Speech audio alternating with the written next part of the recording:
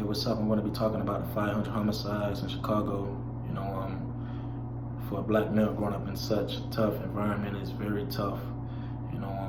Having so many crimes and drugs and gun shootings and deaths in such areas is very tough. It's like they're trapped in a box.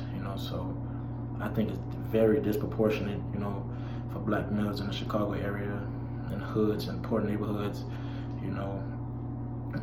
One reason is because there are no jobs. A lot of those guys who are lingering around in the street doesn't have a job.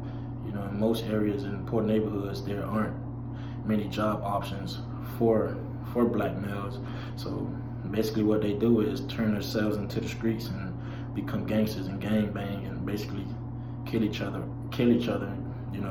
So it's very tough. Like where I'm from in Miami, we live by the saying, bikes up, guns down.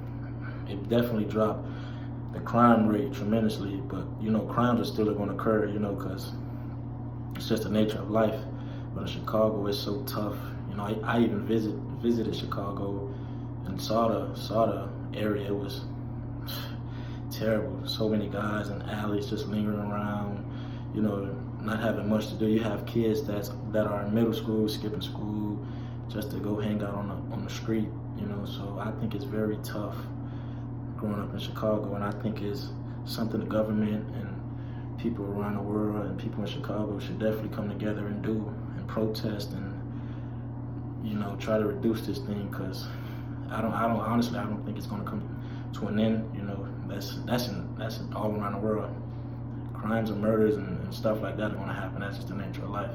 But I honestly think that a lot of people in Chicago, the government, everyone should get involved to reduce this such act, because it's very disproportionate that a lot of black males in Chicago, don't have the opportunity to get jobs. There's a lot of unemployed black males in such tough areas. So Chicago is a very tough place to grow up in and prevail and succeed in life, due to those circumstances.